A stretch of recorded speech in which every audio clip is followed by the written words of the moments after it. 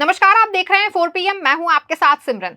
महाराष्ट्र और झारखंड में चुनाव की सरगर्मियां काफी तेज हैं, लेकिन बीजेपी नेता प्रचार के लिए धार्मिक जगह तक को भी नहीं छोड़ रहे हैं। ये कैसी राजनीति कि धर्म को बचाने की बात करने वाले अब धार्मिक जगहों पर ही राजनीति करने लगे हैं। और तो और इसी के साथ अब बीजेपी के बाद महाराष्ट्र के दिग्गज नेता राज ठाकरे तक ने चुनाव जीतने पर मस्जिदों पर लाउड स्पीकर के मुद्दे का समाधान करने की बात कह डाली है। इससे साबित होता है कि अब किसी भी दल के पास चुनावी मुद्दे नहीं बचे हैं, इसीलिए तो धार्मिक एजेंडों पर चुनाव लड़ा जा रहा है। इन सभी मुद्दों पर आज हम प्रगति के साथ खास चर्चा करेंगे, लेकिन उससे पहले आप पहले ये वीडियो देखिए जिसमें बीजेपी के राष्ट्रीय अध्यक्ष जेपी नड्डा की जम करके फजीहत हो रही है। कीर्तन हो रहे हैं, देख लो कीर्तन हो रहा है, पीछे कीर्तन हो रहा है। सबसे पहले नीचे चलो प्लीज, रिक्वेस्ट है आपसे, इधर से चलो, आप लोग नीचे चलो प्लीज, रिक्वेस्ट है। कीर्तन हो रहा है, बड़ा मोटा लेकिन सोशल प्लेटफॉर्म नहीं है, नीचे से ही है, कीर्तन चालू है, ये गलत आप लोग कर रहे हो। तो प्रगति, मेरा पहला सवाल आपसे ये है, इस वीडियो से जुड़ा हुआ है कि जिसमें जेपी नड्डा की जमकर के फजीहत हो रही है। बीजेपी के नेताओं को क्या समझ में नहीं आ रहा है कि धार्मिक जगहों पे वोट लेना चाहिए, ऐसी जगह पे जाकर के भी वो प्रचार करने से बाज नहीं आ रहे हैं। इस पूरे मामले पे आपकी प्रतिक्रिया क्या है? जी, अगर हम देखें तो धार्मिक एजेंडों को अपनाना बीजेपी की पुरानी रणनीति रही है। अगर हम राम मंदिर को ही सबसे पहले उठाना चाहेंगे, राम मंदिर का मुद्दा जब से आया तब से उन्होंने एक वोट बैंक समझ लिया इसे, और हर बार हर जगह पर अगर हम देखें तो अभी भी महाराष्ट्र चुनाव में भी कई नारों में देखा गया, अमित शाह भी राम मंदिर के मुद्दों को उठाते हुए आए हैं और हमेशा यही कहते हैं कि हमने राम मंदिर बनवाया है, और विपक्षियों ने राम मंदिर के उद्घाटन को नकार दिया था, मंदिर बनवाने को नकार दिया था। उसी तरह अगर हम देखें तो गुरु पूर्णिमा के तर्ज पर जब गुरु पूर्णिमा मनाया जा रहा था तब जाकर गुरुद्वारा में जेपी नड्डा पहुंचे। वहां पर उनको दर्शन करने पहुंचना चाहिए, या हम कहें तो धार्मिक जगह है, लेकिन वहां पर भी उन्होंने चुनाव प्रचार प्रसार शुरू कर दिया, जो कि हमेशा से बीजेपी की पुरानी रणनीति रही है। उसी के मुताबिक अगर हम देखें तो वहां के लोगों को ये चीजें पसंद नहीं आई, और जिस तरह से वीडियोज में देखे जा सकते हैं कि वहां से उनको खदेड़ दिया जाएगा, साफ शब्दों में कहे जनता ने जिस तरह से उनको वहां से उस समय जाने के लिए कहा, तो ये यही होगा। चुनावी गलियों में यही शोर मच रहा है कि प्रचार प्रसार करने पहुंचे थे और वहां से जनता ने उनको खदेड़ दिया। तो कहीं ना कहीं अब बीजेपी की रणनीति काम नहीं आने वाली है। अगर आप धार्मिक जगहों पर धार्मिक जो चीजें हैं उसके अलावा आप राजनीतिक तौर पर उसे अपनाने को कहेंगे तो ये जनता बिल्कुल भी कबूल नहीं करेगी और जनता को ये चीजें पसंद नहीं आएंगी। तो कहीं ना कहीं अब बीजेपी को ये समझ में आ जाना चाहिए कि धार्मिक जगहों पर धर्म की बातें अच्छी लगती हैं और राजनीतिक जगहों पर राजनीति की बातें अच्छी लगती है।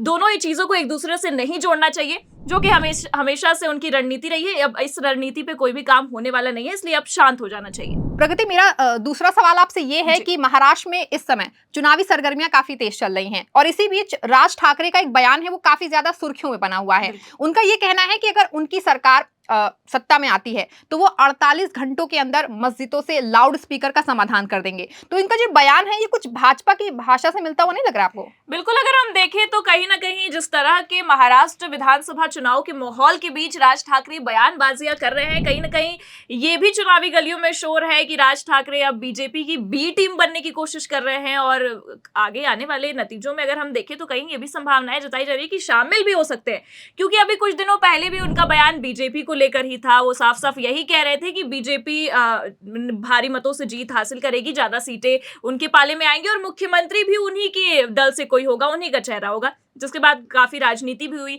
और अभी अगर हम इस तरह के बयान देखें तो हमेशा से बीजेपी के नेताओं की तरफ से ही ऐसे बयान निकले हैं, और उन्होंने ही मंचों से जोर जोर से भाषणों में चिल्लाकर ऐसे बयान दिए हैं धार्मिक। अचानक से अगर राज ठाकरे की तरफ से ये सब बयान निकलकर सामने आ रहे हैं तो यही लगता है कि कहीं ना कहीं अब चेहरा उनका है और जबान उनकी है, लेकिन जो भाषाएं हैं वो बीजेपी की इसमें शामिल है। और कहीं ना कहीं अब राज ठाकरे ये इशारा कर रहे हैं कि आने वाले समय में फेरबदल कर सकते हैं और बीजेपी या कह ले कि महायुति में शामिल हो सकते हैं। फिलहाल अभी तो आधिकारिक तौर पर कुछ बयान नहीं दिए जा रहे हैं, लेकिन संकेत जरूर दे दिए जा रहे हैं महाराष्ट्र विधानसभा चुनाव में कि राज ठाकरे जिस तरह से कह रहे हैं कि 48 घंटे में अगर उनकी सरकार बनती है, वो सत्ता में आते हैं तो मस्जिदों से लाउड स्पीकर हटा देंगे। तो कहीं ना कहीं ये लगता है कि उनकी ये संभावनाएं है कि सत्ता में वो आने की बात करते हैं बीजेपी की, फिर वो अपनी भी बात करते सकते हैं, तो क्या पता नतीजों के बाद वो शामिल भी हो सकते हैं, ऐसी संभावनाएं हम जता सकते हैं सिमरन जी। प्रगति, मेरा अगला सवाल आपसे ये है कि देश में इतनी ज्यादा नफरत फैल रही है, जी। इसी को लेकर के राहुल गांधी ने आज एक बयान दिया है। उनका ये कहना है कि इस नफरत का पूरा जिम्मेदार जो है वो नरेंद्र मोदी जी हैं, क्योंकि उन्होंने बेरोजगारी इतनी ज्यादा बढ़ा दी है कि कुछ कहने को नहीं है और रोजगार मिल नहीं रहा है। और जो उन्होंने अपने अरबपति जो दोस्त हैं उनके लिए इतना किया है कि वो चीन का लाके सामान यहाँ बेच रहे हैं। अगर हम बिल्कुल कहें सिमरन, तो कि जिस तरह से हमारी सरकार है, सत्ता में बैठी बीजेपी की सरकार है, वो ये कहती है कि चीन को बॉयकॉट करो, लेकिन अगर हम देखें तो आयात निर्यात की हम बात करें तो आयात चीन से काफी ज्यादा होते हैं, लेकिन निर्यात की कुछ संभावनाएं ज्यादा दिखती नहीं है। तो फिलहाल तो राहुल गांधी जिस तरह से बोल रहे हैं कि नफरत फैलाई जा रही है, तो ये नफरत की राजनीति तो हम देख सकते हैं, क्योंकि जो माहौल इस वक्त देश में देखा गया है, अगर हम पिछले दिनों प्रयागराज की बात कर ले तो जिस तरह से धरने पर आ गए थे युवा, वो भी एक नफरती ही जरिया है, क्योंकि अगर रोजगार आप नहीं दे पा रहे हैं और अगर आपके कार्यकाल से जनता खुश नहीं है, युवा खुश नहीं है, तो नफरत की जो राजनीति है वो भी तो फैलेगी ना वहां पर। ये चीज भी यहाँ पर अगर हम देखें तो किसान भी जिस तरह से आ गए थे, अगर हम बात करें अपने क्या कहते हैं रेसलर्स की, तो वो भी आ गए थे। तो ये एक तरह से हम देखें तो बार बार अगर राहुल गांधी मंच से ये बोलते हैं कि नफरत की राजनीति की जा रही है और मोहब्बत की राजनीति इंडिया गठबंधन कर रही है, तो कहीं ना कहीं ये नफरती राजनीति सामने निकल कर आ रही है, क्योंकि रोजगार सबसे बड़ा मुद्दा है इस वक्त हमारे देश में। भारत में रोजगार की जो स्तर है, बेरोजगारी काफी ज्यादा फैल रही है और युवाओं को इसी से सबसे ज्यादा नाराजगी है। और जब नाराजगी रहेगी तो नफरत तो फैलेगी ही, क्योंकि आप सत्ता में बैठे हैं, आप बोलते हैं अच्छे दिन आएंगे, हम विकास लाएंगे, रोजगार लाएंगे, लेकिन अभी तक जिस तरह की देखी जा रही है माहौल, या हम जमीनी स्तर की बात करें तो किसी भी तरह की उनकी बयानों की सच्चाई निकलकर सामने आई नहीं है। हाँ, बटोगे तो कटोगे, इस तरह की चीजें देखने को मिल जाती है अगर सांप्रदायिक हिंसा फैलाने की बात करें, या फिर हम अगर बात करें कि धर्म की राजनीति करने की बात करें, तो हाँ, इस तरह का माहौल भले से दिख जाता है, लेकिन अच्छे दिन आएंगे ऐसा माहौल फिलहाल तो नहीं दिखा। क्योंकि शुरुआती दौर की बीजेपी को अगर आप देखिए तो शुरुआत में जो उनकी लोकप्रियता थी वो एक अलग भाव देती थी, और इस वक्त की जो बीजेपी सरकार है, या हम कह लें कि हमारे प्रधानमंत्री मोदी हैं, वो जिस तरह की राजनीति कर रहे हैं, या उनकी पार्टी के नेता जिस तरह की राजनीति कर रहे हैं, इससे हम ये कह सकते हैं कि अब देश में नफरत फैलाने की राजनीति हो रही है। बिल्कुल सही कहा प्रगति आपने। अभी मेरा आखिरी सवाल आपसे, उसके बाद हम बातचीत को समाप्त करेंगे।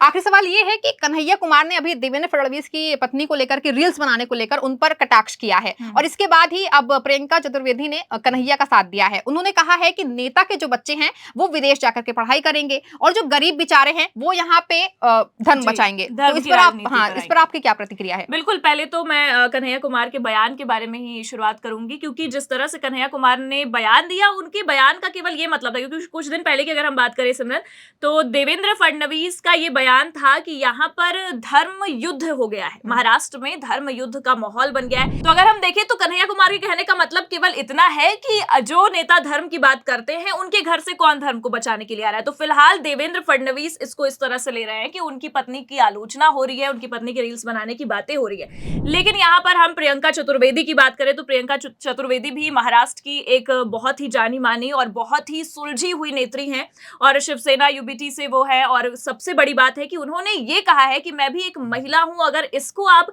महिला के संघर्ष से जोड़ते हैं कन्हैया कुमार के बयानों को, क्योंकि उनका साफ साफ ये देवेंद्र फडणवीस का कहना है कि हम एक राजनीतिक बैकग्राउंड से आते हैं, हमें पेशेंस रखने की जरूरत है, क्योंकि ये लोग ट्रोल आर्मी को लेकर आगे आए हैं और उनको और उनकी पत्नी को बार बार ट्रोल किया जा रहा है रील्स बनाने को लेकर, क्योंकि वो एक पॉलिटिशियन है और उनकी पत्नी रील्स बनाती है। तो इसी पर प्रियंका चतुर्वेदी ने साफ साफ ये चीज कह दिया है कि अगर आप इसको संघर्ष से जोड़ते हैं तो ये तो राजनीति में कोई संघर्ष है नहीं, क्योंकि उन्होंने जितना संघर्ष किया है उसका आधा % भी ये संघर्ष के तौर पर नहीं देखा जा सकता है। और प्रियंका चतुर्वेदी ने साफ साफ ये समर्थन किया है कि रील्स से अगर हम देखें तो आजकल तमाम युवाओं के लिए रील्स एक रोजगार के तौर पर है। सिमरन जी, अगर देखें तो कितने युवा हैं, कितने इन्फ्लुएंसर्स हैं जिनको रील्स से रोजगार मिलता है। तो साफ साफ प्रियंका चतुर्वेदी का ये कहना है कि अगर रील्स से हमें रोजगार मिलता है और अगर हम उससे रोजगार पाते हैं, तो साफ साफ कन्हैया कुमार ये कहना चाहते हैं कि अगर रील से आपको रोजगार मिल रहा है लेकिन आप धर्म के लिए आगे बढ़ा रहे हैं, तो धर्म के लिए आगे बढ़ने, धर्म के लिए लड़ने, कटने, मरने से